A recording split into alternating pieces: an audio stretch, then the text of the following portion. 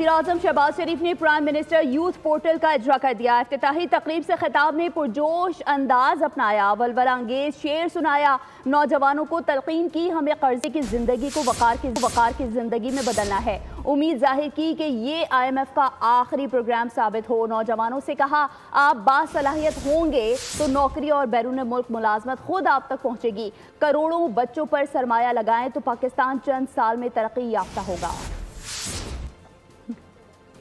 तमन्ना आबरू की है अगर गुलजार हस्ती में, तो कांटों में उलझकर जिंदगी करने की खू कर ले।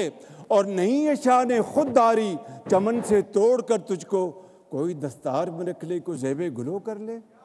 ये जो IMF का प्रोग्राम है, मेरी अल्लाह ताला से दुआ है कि ये पाकिस्तान की तारीख़ का आखिरी प्रोग्राम हो, क्योंकि IMF के प्रोग्रामों से कौमें तरक्की नहीं करती।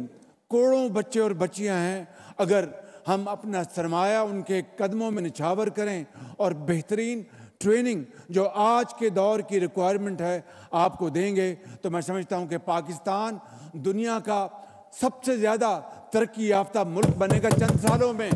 आपने अपने हुनर के साथ, मेहनत के साथ इंशाअल्लाह इस कर्जे की ज़िंदगी को आपने इज़्ज़त और वक़ार की ज़िंदगी में बदलना है। आप इस यूथ को, इनको आप प्रोडक्टिव एम्प्लॉयमेंट दें। I will fight for your right till my last.